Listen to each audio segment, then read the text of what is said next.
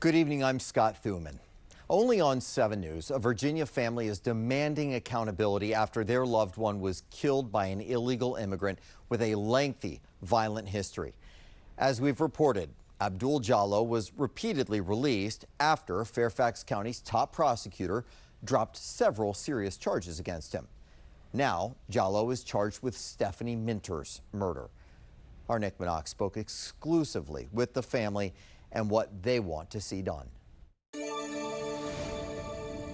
Steve Descano completely failed Stephanie. He's failed other people, and he will continue to fail other people unless he is just voted out of office. The family of Stephanie Minter is looking into how to hold Fairfax County Commonwealth's attorney Steve Descano accountable after he repeatedly freed illegal immigrant Abdul Jallo. Despite years of charges, Jallo would go on to allegedly murder Stephanie Minter, an innocent mother who was simply waiting for a bus. Descano's office dropped nearly every charge against Jallo that came across their desks over the years. Jallo was charged with felonies for stabbing and beating other strangers, allowing Jallo to walk free before Stephanie's murder.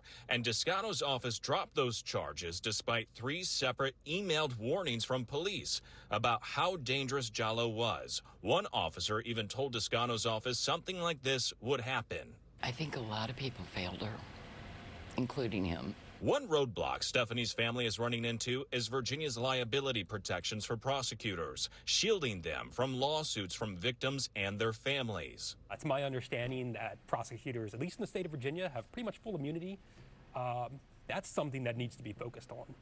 That is something that needs to be rewrit. My great fear is that because there won't be a change in policy, that you're just going to have more Stephanies. Former Virginia Attorney General Jason Miyares told me there needs to be changes to give victims and their families recourse in situations like Stephanie's. Right now, officials have sovereign immunity, and the only way really to change this is to actually make some changes either at the state or federal level. We have a Victims' Bill of Rights in Virginia, but there's no cause of action. If your rights have been violated as a victim, you don't have language in the code that empowers you to actually bring a suit. So there's a possibility of a private cause of action. I woke up this morning with words in my head that laws need to be passed. Stephanie's memory has got to make, and I know it will. In time, it will. Reporting in Fredericksburg, Nick Minock, 7 News.